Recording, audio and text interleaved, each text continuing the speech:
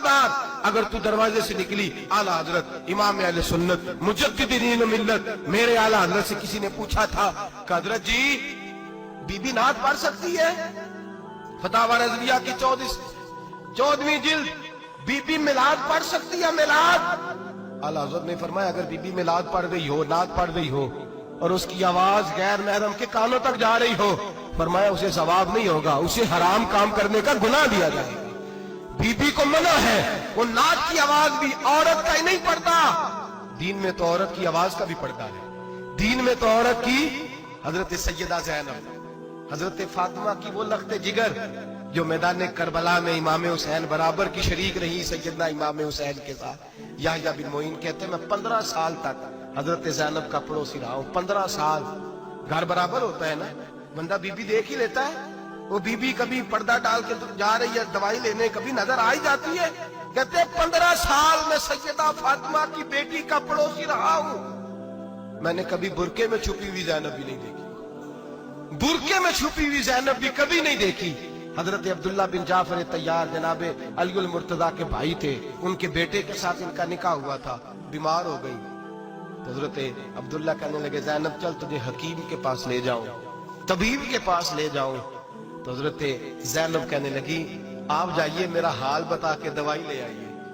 तो हजरत अब्दुल्ला जाफर तैयार कहने लगे शरीयत में गुंजाइश है डॉक्टर के पास जाने, हकीम के पास जाने की गुंजाइश है, तू चलती क्यों नहीं? तो हजरत ज़ैनब कहने लगी शरीयत में गुंजाइश तो है पर अब्दुल्ला मेरी मजबूरी ये है कि मैं फातिमा की बेटी हूं। शरीयत में गुंजाइश तो है पर मेरी मजबूरी ये है कि मैं हुसैन की बहन हूं।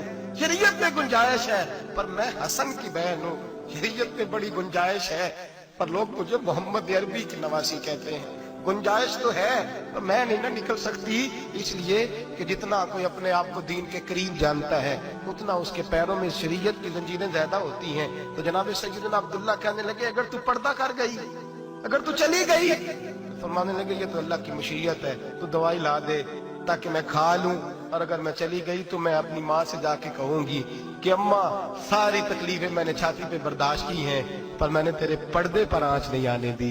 मेरे भाई ये उसवा नूर है, ये उसवा हसना है, ये हमें सिखाया जा रहा है। मेरे हबीब करीम की बीवियों का ये हाल था, बीवियों का अपने घर के आंगन में हजरत आयशा सिद्दीका, हजरत सौदा जनाब हफ्सा अपने सेन में जब बैठती थी ना तो दीवार की तरफ मुंह करके बैठती थी, दीवार के साथ लग के दीवार की तरफ। बीबियां अपने घर के अंदर भी दीवार की जानिब मुंह करके बैठती थी। लोग पूछती, बीबियां पूछती कि अपने घर में भी दीवार को मुंह करने का मतलब? कहती हो सकता है कुछ छत पे चढ़े अचानक नजर पड़े तो हम चाहती हैं फिर भी हमारा चेहरा नजर ना आए उसे, फिर भी हमारा चेहरा नजर, हम अपने घर के अंदर भी पाबंद रहती हैं कि हमारे चेहरे नजर ना आए। खुदा रा बड़े पैसे जिंदगी में लुटाए हैं, 1000 1500 बुरके पे भी खर्च करो, वो घर ले जाओ, वो अम्मा को भी दो, बहन को भी दो, बीवी को भी दो, उसको कोई ये पहन ले। इसलिए कि जब तो हजरत फातिमा के तरीके का पर्दा करेगी तो तेरे आंगन में सैयदा ज़ैनब की तरह की बेटियां पैदा होंगी, वो उस सुन्नत पे चलने वाली बेटियां तेरे आंगन में आएंगी। खुदारा मेरे भाई आज ये नियत करो, ये इरादा करो और अपने घरों को पर्दे का पाबंद बनाओ।